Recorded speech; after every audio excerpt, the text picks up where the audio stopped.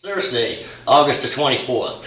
Lake levels just under 909. It's like 908.92 and dropping. It's down a little over 7 feet from pool. And it looks like it's going to continue to drop. We got some rain forecasted for this weekend, so we'll see if we get very much out of that. But still doing a little bit of generation late in the afternoon and some at night. But the water temperature with these cooler nights has actually cooled down pretty good. It's cooled down about 5 or 6 degrees. It's last couple of mornings it's been about 80, 81 degrees, and it gets back up to about 82, maybe 83 in the afternoon. Now this morning we started out way up in Long Creek, up in Arkansas, and it was 78 and a half, 79 degrees up there. And that where that water's a little dirtier and shallower, it's cooling down a lot more. But it's also, once that sun gets up later in the afternoon, it's warming back up there, 83, 84. But it seems like with that water cooling down, there's a lot of things, a lot of fish are starting to move around. We found a lot of bait up in the upper river today. But I've also been, catching some smallmouths and Kentuckys. With, normally the end of August, 1st of September, them smallmouths start showing back up again on the main lake points. Anywhere from 12 to 20 feet deep.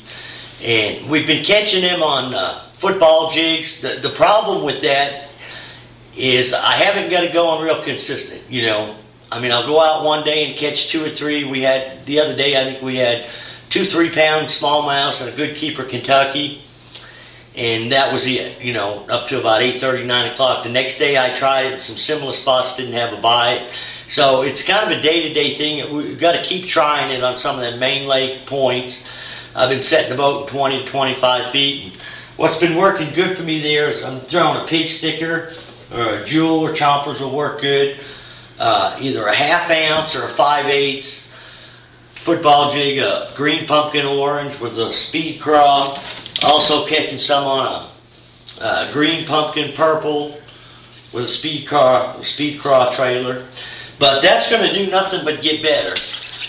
And like I was saying, where we started today up in the river, I talked last week about, the day after I did the fishing report, I was going to go out with a buddy and play up in the shallow water. And, we really had a good day. We had about an hour and a half spurt where we caught probably one almost 6 pounds and a couple 3-pounders. Now, most of them fish that we caught were real shallow. There was only about 8 or 9 foot of water up there in the channel, and that was real similar to like what we were fishing today in the upper Long Creek. With this water down like that, most of the water's off the flats, so it's actually a little easier to run some of them channels out there because you can see most of the trees. Most of the fish today were right where a piece of wood was, where it would come from a flat into the channel.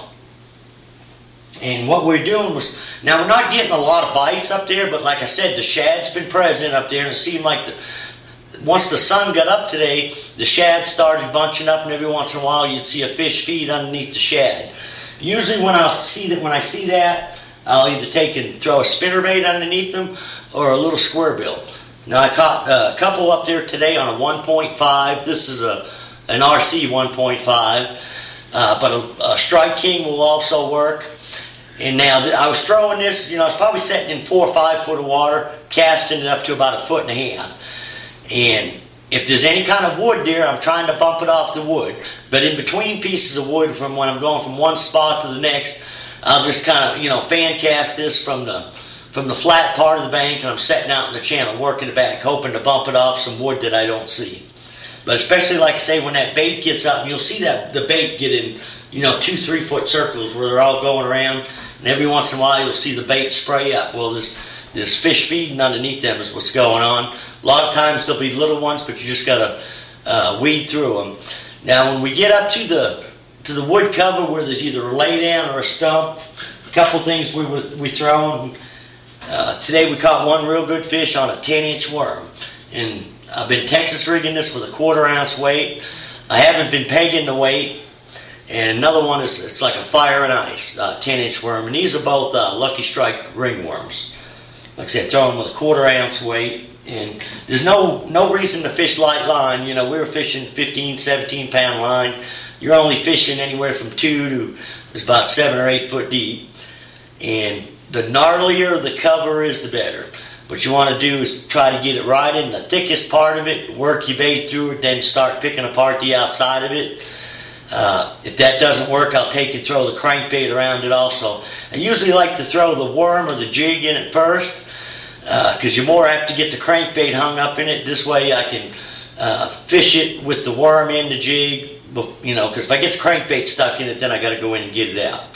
But the jig we've been throwing, I've been throwing a 3/8 ounce pig sticker, and I've been using a pocket chunk for a trailer. And this works pretty good up there because I can actually swim the jig. I can either fish it like a worm, let it go to the bottom, work it through the cover slow, or I can cast it past the cover, let it go about 2-3 foot, and just kind of do a reel and pump motion till it hits the wood, let it bounce off it, and then swim it past it or around it. Like I say, I've done this in a couple different areas in the past week. And, the bite is going to get a little better as the water gets cooler. The only thing is, you just got to kind of commit when you go up into these areas. You may have to spend 4 or 5 hours, cover quite a little bit of water to figure out if they're on the flat side of the channel or the rock. Without a doubt, the most consistent bite has still been down lake on a drop shot. The fish don't seem like they're much deeper than 26 to 30 foot. I actually could see the thermocline on my graph the last couple of days, and it looks to me like the thermocline is 22 to 24 feet down in the dam area. Now, most of the fish I'm catching on the drop shot, the better fish are suspended. They're either out over deep trees. I might be in 60 to 80 foot of water, but I'm only fishing 25 to 30 foot deep.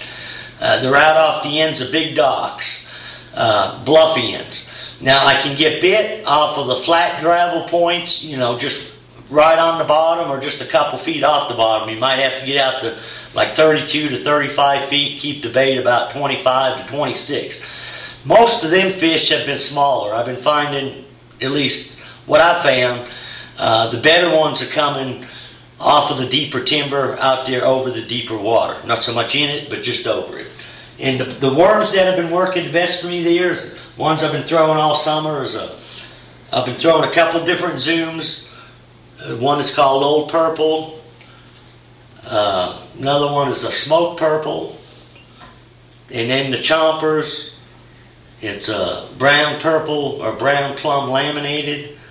And then a chomper's Watermelon Candy. And I've been throwing this on 6-pound line with a 1/4 ounce weight. Marking the line, putting the magic marker line on it about 25 feet so I know exactly where my bait is in case you can't see it on your electronics. But keep an eye out on the smallmouth. The spinner bait, like I had talked about last week, that I was going to throw around the cedar trees. I've been throwing that quite a bit. We're catching a few fish off of some rock, but I've yet to get a good pattern going where I'm catching them out of the cedars on main lake and secondary points.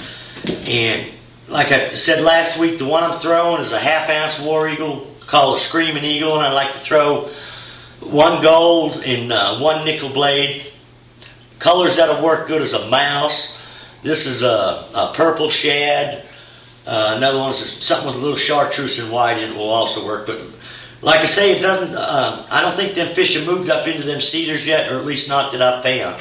But as that water cools down and as the bait starts migrating back into the creeks, that bite is going to pick up, and the football jig bite should just get better and better. Like I was saying earlier, I haven't got it working real consistent. Seems like I got to jump around between the football jig and the drop shot, just keep mixing it up throughout the day. So till next week, good luck, good fishing.